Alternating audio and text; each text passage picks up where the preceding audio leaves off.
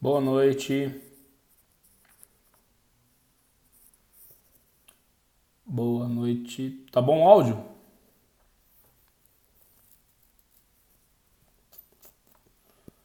Boa noite, boa noite.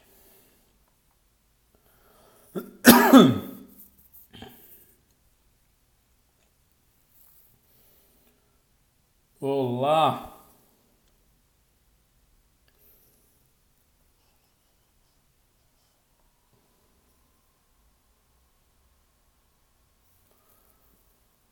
Bem, amigos. Boa noite. Estão me ouvindo aí, moçada? Falem sim. Não. Tudo bom? Esperar mais alguns minutinhos aí. Entrei um pouquinho adiantado também. Então hoje vamos responder perguntas. Olá. Você não precisa pedir, Mota, para participar, é só você, você ficar aí, tá bom? Ai, ai. Tudo bom? Tudo bem com vocês? Tudo bem? Mais um minutinho a gente começa, tá? Vamos lá.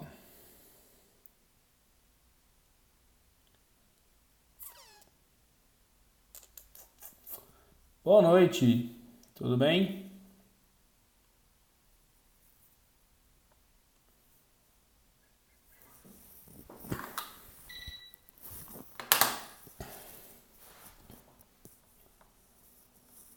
Daqui a pouco começamos. Hoje é uma live de perguntas e respostas. É a segunda vez que eu tô fazendo isso.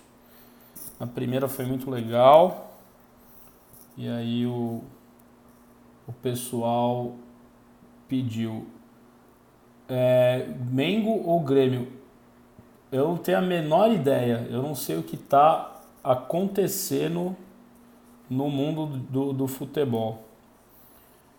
Mas, geralmente, quando o meu time está envolvido, eu acompanho, mas é muito pontual. Mas ele tem que ganhar. E geralmente de algum time que algum amigo meu torce. Aí eu viro o cara mais futebolístico do mundo. Mas não tenho a menor ideia, então nem vou dar palpite. Eu prefiro que o Grêmio ganhe. Mas aí é um motivo pessoal que não vem ao caso. Mas é isso aí. Tô abrindo o WhatsApp aqui. Eu anotei algumas perguntas aqui.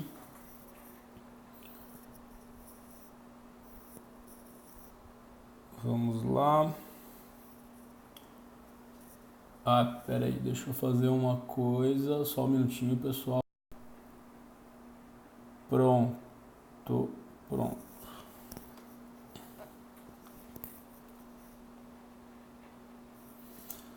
Você atende pela internet? Não, eu não atendo pela internet. Isso é proibido pelo Conselho Federal de Medicina, infelizmente.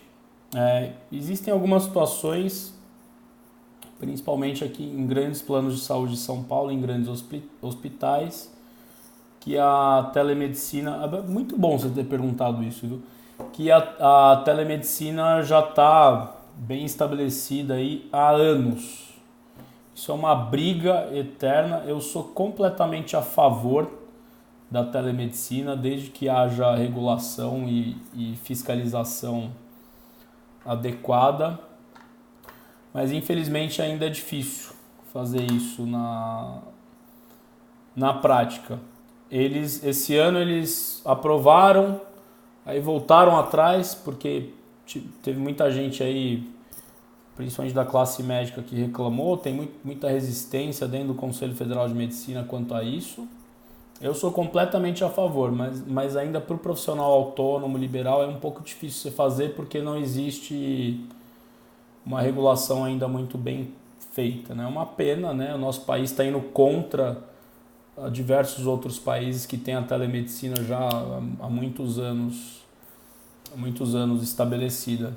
Mas só um parênteses, o que a gente faz aqui nada mais é do que telemedicina, né? Só falta Só falta a regulação e fiscalização adequada para você, lógico, fiscalizar os profissionais que usam de forma errada esse tipo de comunicação. Muito bem, vamos lá. Meu nome, para quem não me conhece, meu nome é Caio Bonadil, sou psiquiatra e médico do sono. Desde o início do ano eu tenho investido mais aqui na rede social para comunicar a vocês mais conhecimento sobre medicina do sono e sobre o funcionamento normal do sono. E tem dado muito certo. Estamos aí com lives semanais desde o início desta empreitada. Nas últimas semanas eu tenho diminuído um pouco do número de lives semanais, até porque tem o treinamento rolando, que é exclusivo, né, para profissionais de saúde, porque senão eu também não tenho vida, né? Eu vou me tornar a pessoa que eu menos quero, que é o que eu tanto falo para vocês evitarem. Então, e a ideia da live de hoje é responder as perguntas que as pessoas me mandaram na segunda-feira. Então eu abri um box de perguntas e respostas, anotei todas aqui. Só não vai dar para fazer com que a pergunta apareça aqui, como da outra vez que eu fiz isso, porque eu calculei errado o tempo aí, esse negócio fica disponível por 24 horas. Como foi na segunda, passaram as 72 horas e as perguntas sumiram, mas elas estão aqui comigo, tá bom? Então, vamos começar. Eu vou começar por uma pergunta que foi escrita de um jeito que eu não posso falar por conta do horário, mas eu vou... as pessoas me perguntaram sobre a maconha para dormir, né? Isso é uma pergunta recorrente, até pela popularização do uso do CBD para alguns transtornos de saúde e até transtornos de sono. Então, a primeira coisa que a gente tem que diferenciar é o seguinte: a maconha é uma planta que tem diversos compostos, certo? O CBD, o canabidiol, é um deles e o THC é outro. São duas coisas completamente diferentes. O THC ele tem um efeito psicoativo, que é o que dá o barato, que todo mundo chama aí da maconha. Ele tem um efeito psicoativo. O CBD ele não tem efeito psicoativo. Então não confundam as coisas. O CBD é uma coisa, o THC é outra. Tem pouco estudo sobre o uso do CBD em transtorno de sono. Não, a quantidade de dado que a gente tem hoje em dia, ela não é suficiente para tirar qualquer conclusão do uso do CBD para transtorno de sono. E aqui eu vou falar um pouco da insônia, que é o que geralmente as pessoas se queixam.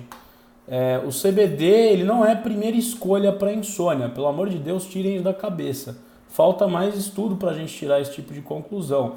A primeira opção de tratamento para insônia crônica ainda é a terapia cognitivo-comportamental para insônia, né? A minha preocupação é o seguinte: o CBD está virando a nova melatonina. Já que o CBD está dando certo para tantas outras coisas, então vamos usar para insônia. Calma, gente, não é assim. Precisa de mais estudo para concluir alguma coisa. Ainda a terapia cognitivo-comportamental é o melhor tratamento para insônia crônica, certo? Uma outra pergunta que fizeram aqui é o seguinte: cochilo de 20 minutos depois do almoço é saudável ou atrapalha o ciclo do sono? Bom, sim, no geral, o cochilo diurno ele é benéfico. É como se você desse um reboot no sistema no meio do dia para aguentar o restante do dia no trabalho ou até em outra jornada aí de trabalho que você vai entrar, né? Então, agora, ele não pode ser muito longo, ele não pode ser aí mais do que 30 minutos, porque passou desse tempo, você vai entrando mais nas fases profundas do sono, que é aquele estágio 3 do sono não REM, que é um sono extremamente profundo, regular, as ondas cerebrais estão lentas, e aí, você engata. Se você não colocar despertador, você vai o dia inteiro dormindo. Então, o ideal é a gente reduzir, limitar esse cochilo aí a 20, 30 minutos e continuar o dia. Isso realmente pode ser reparador e benéfico. Agora, tudo vai depender de uma série de outros fatores. O ambiente de trabalho, ele permite você, enfim, tirar esse cochilo, ele tem locais adequados. Vou dar um exemplo aqui americano, que inclusive é relatado em estudo, em livro específico, né, da área. Tem duas empresas, enfim, eu vou citar o nome aqui porque não tenho vínculo com nenhuma delas, gostaria de ter, porque senão minha situação... Enfim, tem a Nike e tem a Nike, lá nos Estados Unidos, em alguns sites lá da Nike, eles têm casulos para as pessoas dormirem, para os funcionários dormirem, que é o casulo da soneca, inclusive, né? A Nike foi pioneira, né, nesse tipo de coisa. E eles perceberam que a produtividade dos funcionários aumentou absurdamente. Então, sim, o cochilo ele pode ser benéfico, mas desde que seu ambiente de trabalho permita. Né? Eu imagino aqui que seja muito difícil, por exemplo, no ambiente fabril, no ambiente industrial, um funcionário tirar um cochilo diurno. Né? Ou até, sei lá, no mercado financeiro, numa corretora de valores. Né? Como é que pode o cara dormir? Aí vem toda uma questão cultural também, né? Mas lembrar que para você dormir você precisa ter oportunidade, você precisa ter ambiente de sono adequado, situação adequada, etc, etc, etc. Então sim, no geral é benéfico, mas tem uma série de outras coisas que precisam ocorrer para você ter a oportunidade desse cochilo, ok? Outra pergunta. Você prescreve indutores do sono com frequência? Tenho visto um excesso de prescrição por psiquiatras. Eu prescrevia muito mesmo. Assim. Pensa numa pessoa que prescrevia demais indutores do sono. E aí, essa pergunta é muito boa porque vem de encontro a um dos motivos pelos quais eu criei esse treinamento do sono para profissionais de saúde. Porque quando a medicina do sono entrou na minha vida, eu vi que a maioria das coisas que eu estava fazendo em relação ao sono das pessoas estava completamente errada. Então, eu acho que eu fiz parte de um movimento que, por algum motivo, acreditou no poder, entre aspas, dessas medicações e fez muito mal para muita gente e ainda faz. E eu não culpo, de forma alguma, nenhum médico e nenhum profissional de saúde. A culpa é da nossa formação. A culpa é insistir que a medicina do sono não é importante na graduação e que tratar insônia tem que ser com remédio e é assim que funcionam as coisas. Não, não é assim. Então, prescrevia com muita frequência e eu acho que a partir do primeiro mês que eu comecei a estudar a medicina do sono, eu comecei a rever todas as minhas prescrições de indutores do sono. Então, e aí você falou de psiquiatra, né? Isso não é um fenômeno exclusivo do psiquiatra. Indutor de sono é prescrito por cardiologista, por ginecologista, eu já vi nutrólogo prescrever, já vi dermato prescrever. Então, assim, o problema não é esse, o problema não é a especialidade, o problema é um conceito que a gente tem de tratar a insônia. O problema é falta de formação em medicina do sono, é falta de aula, falta de conceito básico, e aí os indutores do sono são prescritos de forma excessiva. Junto com os benzodiazepínicos, eles são a classe de medicação mais prescrita no mundo. Eu não estou mentindo, isso tem no Google. Então, agora, por que a gente chegou nesse ponto? Porque o indutor do sono, quando ele foi criado, meados da década de 90, 96, 94, por um laboratório francês.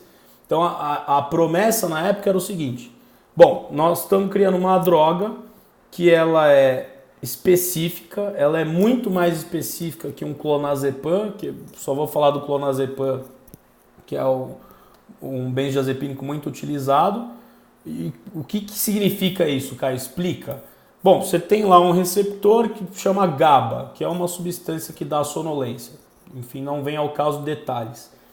e esse receptor ele tem sete fechaduras lá para a substância se ligar e dar o efeito que é desejado, que no caso é sonolência. Então, o benzodiazepínico é clonazepam, diazepam, flunitrazepam e por aí vai, bromazepam, eles não são específicos, então eles podem se ligar ali, fazer uma salada dentro daquele receptor e aí dar a sonolência e uma série de outros efeitos, né? Lembrar que os benzodiazepínicos eles têm 4 efeitos.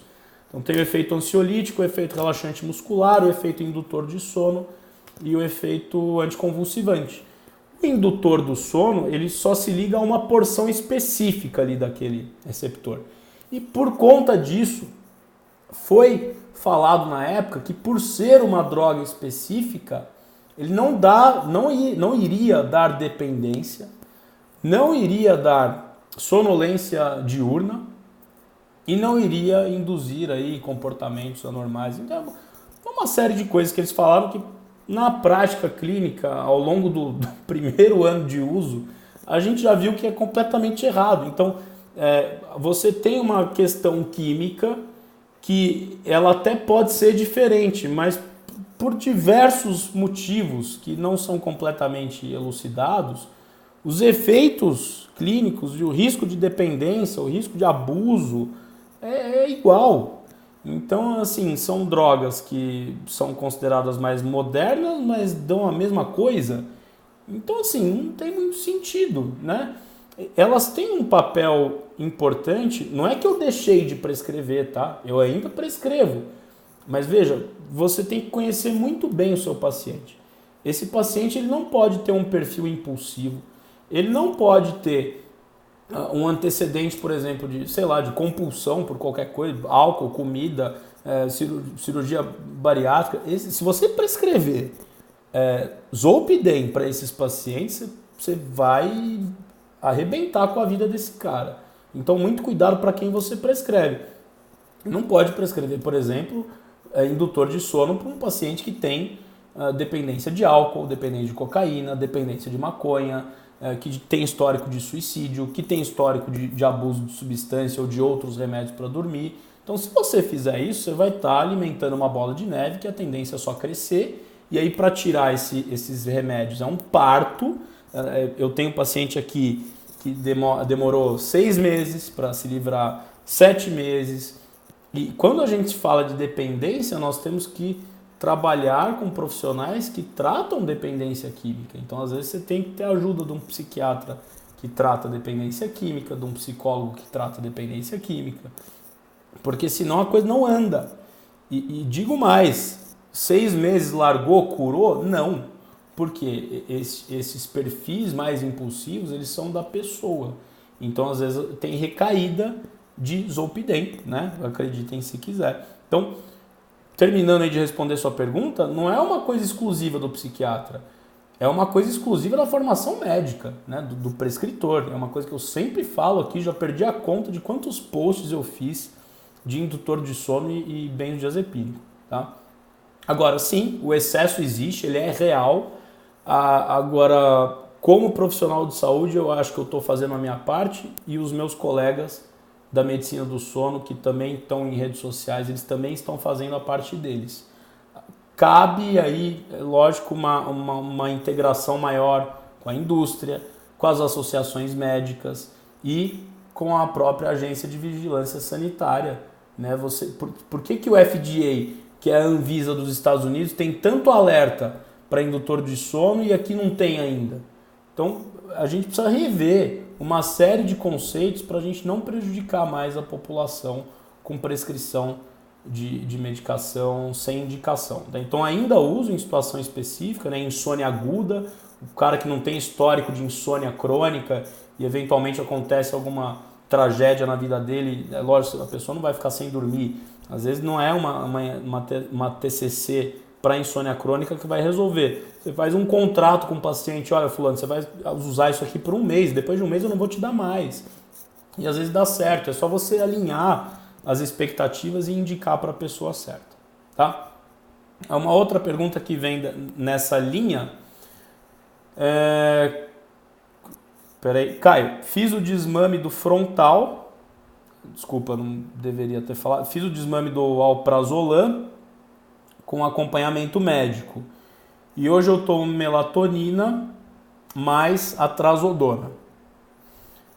Não foi uma pergunta exatamente. Eu acredito que a pessoa quer saber minha opinião, né? Então, assim, isso é uma coisa comum de acontecer.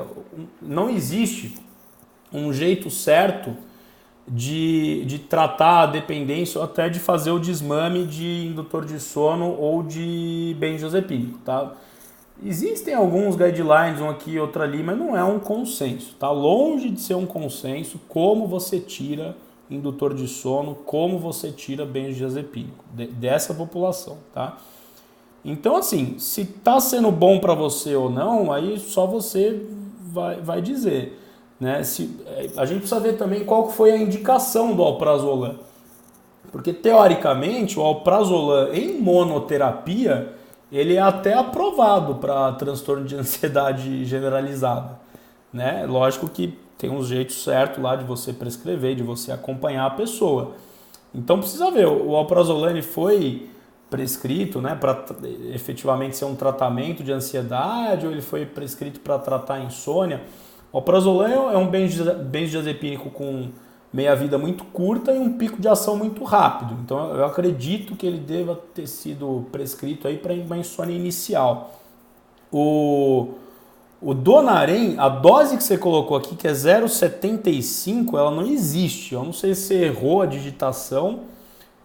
Existe o Donarem de 50 e de 150. O 150 é o Donarem Retard, é um tratamento para depressão. Não tem nada a ver com insônia. O que a gente usa para insônia, mas aí é off-label, porque tem um estudo aqui, outro ali, que não foi comprovado muito bem a eficácia, porque a trazodona ela tem além do efeito serotoninérgico, ela tem um efeito antihistamínico, e aí, enfim, quem assiste aí a parte mais técnica do meu Instagram sabe que a histamina é uma substância pró-vigília, e quando você usa uma substância antihistamínica, vou dar um exemplo clássico aí do Dramin, antialérgico, etc., essas coisas dão sono porque elas são antihistamínicas, certo? Então, por isso que ele dá sono. A melatonina, a rigor, não está indicada para insônia. Dentro da medicina do sono, ela tem duas indicações mais formais.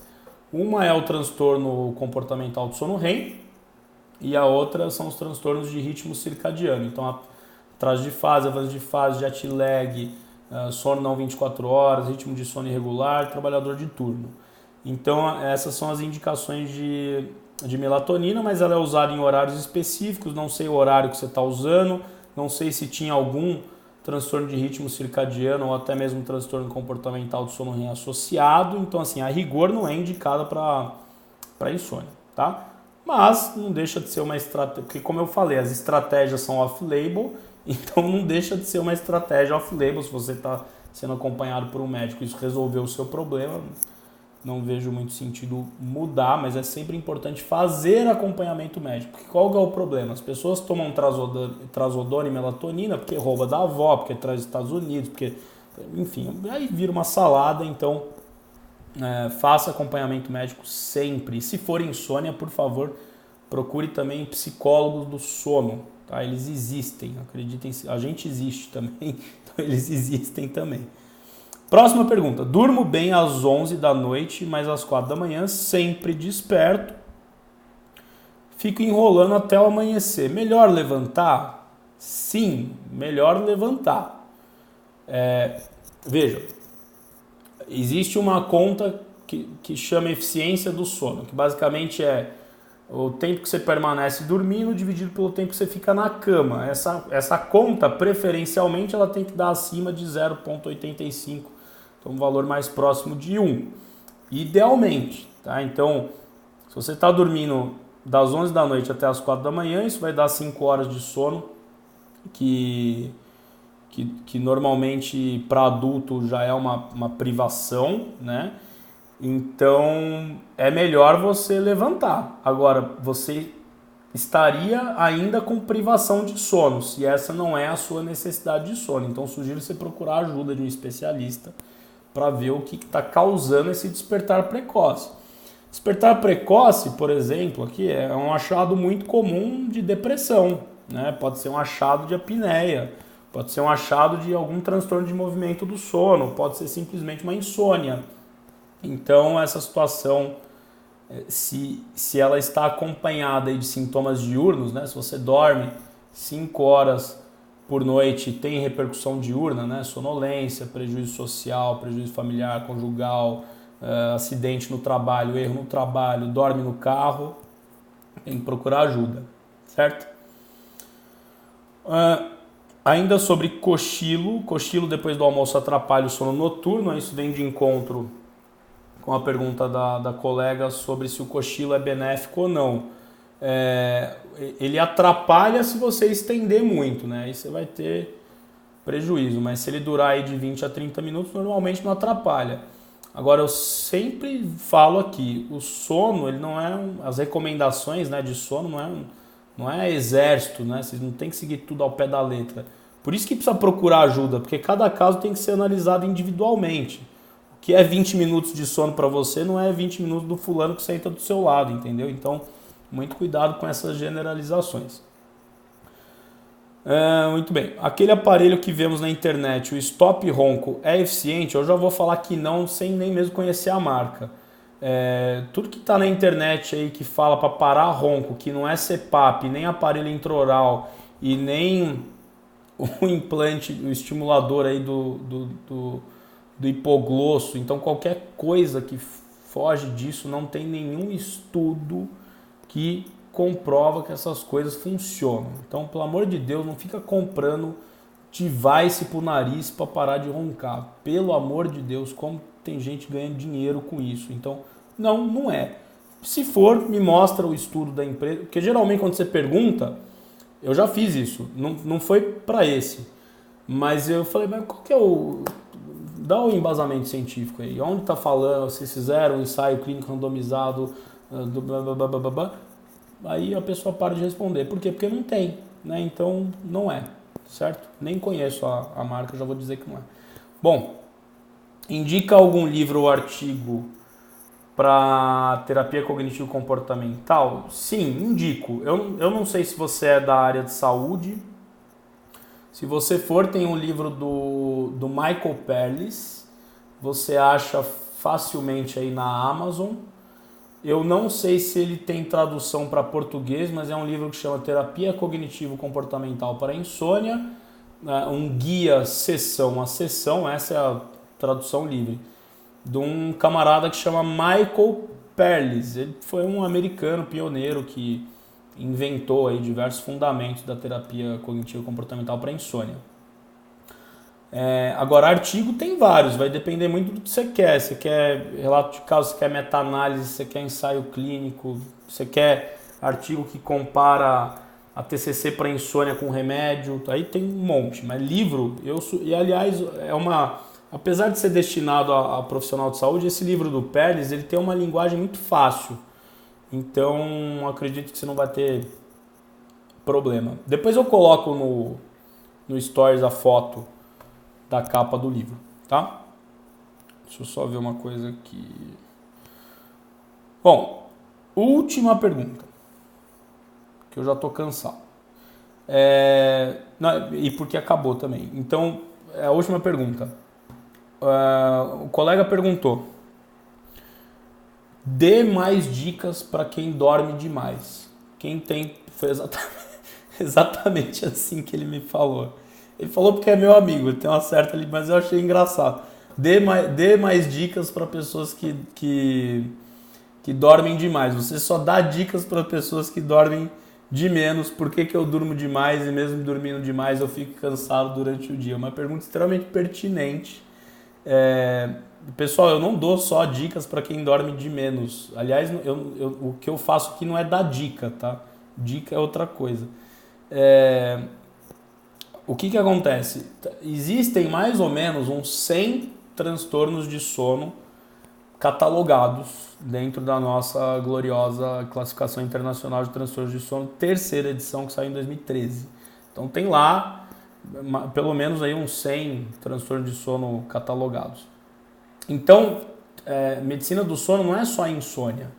E medicina do sono não é só doença, a gente tem todo um trabalho de prevenção para a pessoa não ter transtorno de sono. Então a gente não estuda só a doença, a gente estuda a normalidade também. Então o que ele perguntou tem muito sentido, porque as hipersonias elas acabam ficando ali num limbo sem ajuda, sem orientação.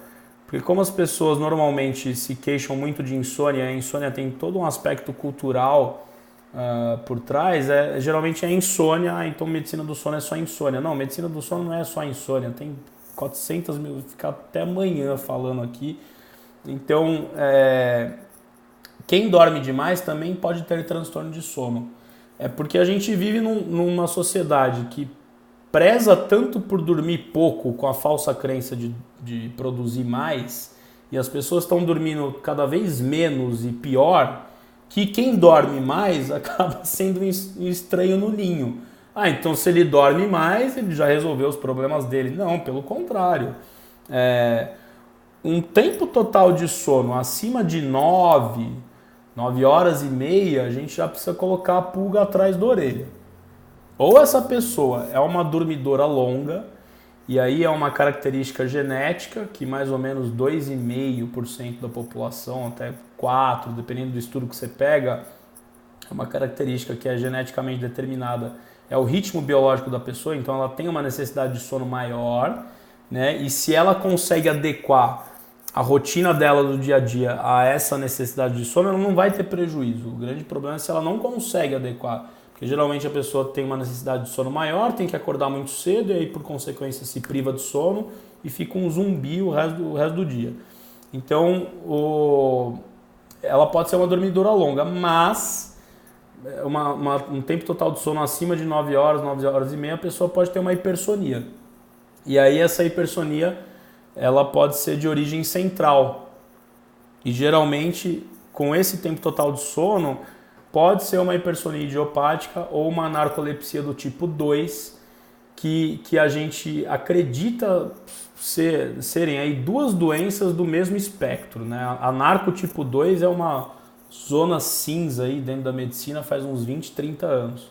A narco tipo 1, como ela é mais típica, aliás tem live disso lá no meu canal do YouTube, a gente não tem muita dúvida. Agora a narco tipo 2 é uma penumbra e a hipersonia idiopática também. Então eu vou explicar pela hipersonia idiopática, que fica mais fácil de entender.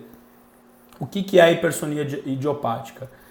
É uma sonolência excessiva diurna, é uma vontade irrepreensível de dormir, né? Mesmo com um tempo total de sono alongado, e geralmente é mais do que 9, 10 horas no período noturno, certo? E os cochilos que a pessoa eventualmente tira durante o dia, eles não são reparadores. Então a pessoa pode dormir aí 9, 10 horas durante a noite, acordar cansado, ainda ter declínio cognitivo ao longo do dia, ter alteração de humor. Essa pessoa tem uma oportunidade de cochilo diurno, ela dorme 1, 2, 3 horas, esse cochilo não é reparador, né? E mesmo dormindo menos também não é reparador. E aí quando você vai partir para a investigação mais técnica, né, a gente pede um exame que chama teste de latência múltipla de sono, que na prática, assim, só para vocês entenderem, a gente vê qual é a propensão para o sono. Então a gente faz um cálculo lá maluco com o sono REM, quantos sonos REM, né, a pessoa teve durante o dia neste teste de latência múltipla de sono, e aí a gente faz o diagnóstico ou não da hipersonia. E a gente acredita que essa doença exista por um fator autoimune, mas é uma zona cinza, como eu falei para vocês. Então, o que eu sugiro para você, meu caro colega, meu amigo, não vou falar o nome dele aqui para não expor, eu sugiro que você... A investigação da sonolência excessiva diurna, ela, primeiro, uma boa anamnese e exame físico, para descartar principalmente distúrbios respiratórios do sono, principalmente a apneia obstrutiva do sono. A apneia obstrutiva do sono é a segunda maior causa de sonolência excessiva diurna. A primeira é a privação de sono, é a pessoa dormir menos do que necessita. E a segunda é a apneia obstrutiva do sono. Então vê se esse cara tem ou não a apneia obstrutiva do sono. Descartou a apneia obstrutiva do sono, aí nós vamos partir para a investigação da hipersonia de fato. Então nós vamos dar um diário de sono para ela preencher, nós vamos fazer a actigrafia, que é um exame que eu já falei aqui, vou falar de novo rapidamente, é um relógio, ele tem do lado que tem o contato com a pele, ele tem um sensor de temperatura, no vidro ele tem um sensor de luz e no tambor do relógio tem um acelerômetro.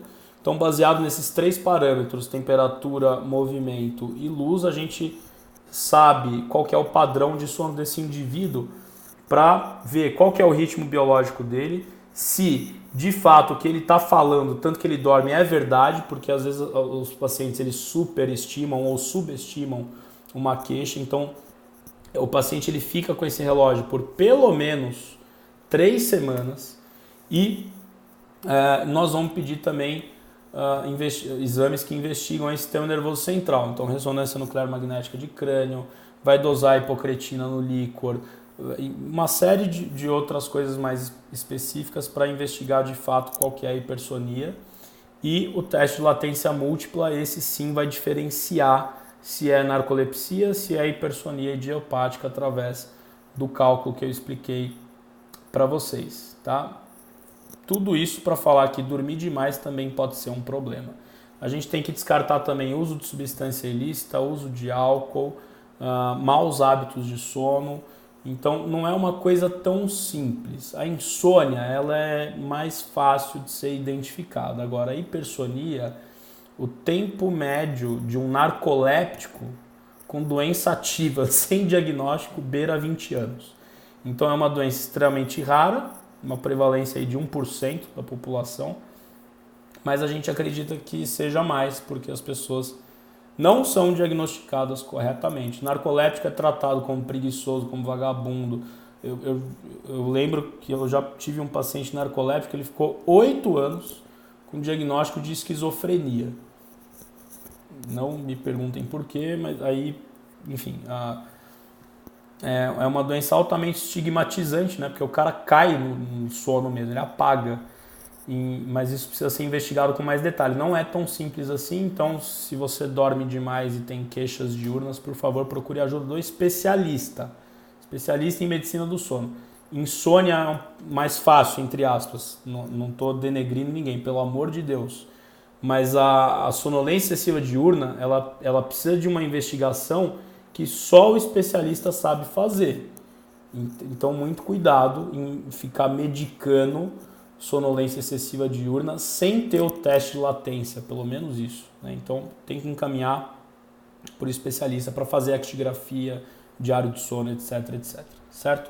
Então, essas foram as perguntas que eu recebi. Por conta do treinamento, ao longo das semanas, vocês vão receber notícias se vai ter ou não a live. Geralmente eu aviso na segunda-feira. Se vocês ficaram com alguma dúvida do que eu falei aqui, por favor me mandem direct e eu vou deixar o livro do Perles no Stories aí para quem tiver interesse comprar e ler. É muito bacana, tudo que ele fala lá não precisa ser aplicado. Não vão aplicar nada do que ele está falando lá sem antes procurar o psicólogo do sono, pelo amor de Deus. Quem sabe aplicar isso é psicólogo do sono ou uma pessoa que tem formação em TCC para insônia. Mas é um livro que tem uma linguagem relativamente fácil e tem muitos fundamentos lá bastante bacanas que vocês podem incorporar aí no dia a dia, tá bom? Beleza, gente, muito obrigado pela presença de vocês, até a próxima, agradeço e qualquer dúvida aí, por favor, mandem por direct. A ideia disso aqui é construir conhecimento junto, beleza? Até a próxima, boa noite.